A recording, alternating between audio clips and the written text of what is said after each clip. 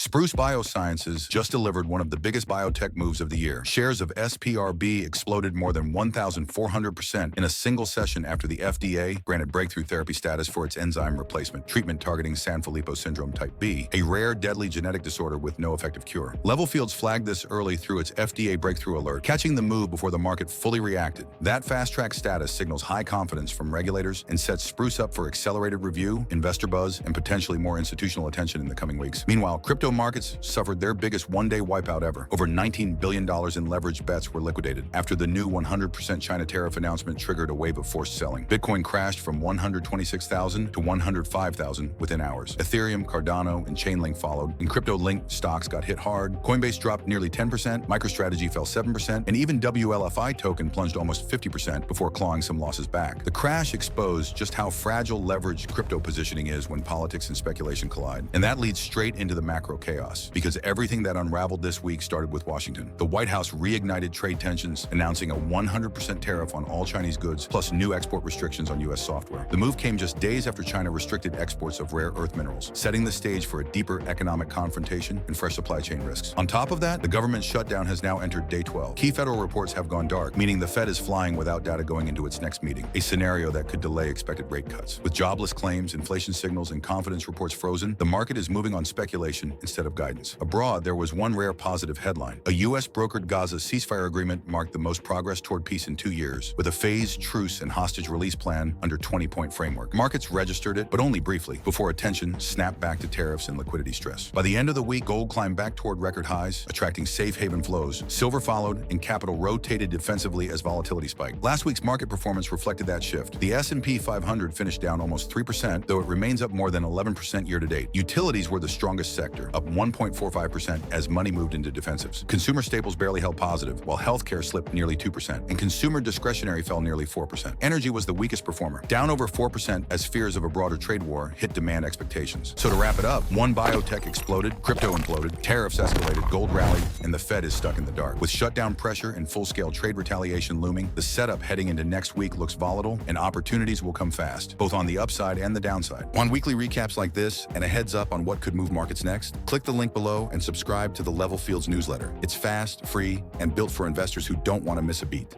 Follow and subscribe for more. LevelFields Elite Investing, Effortless AI.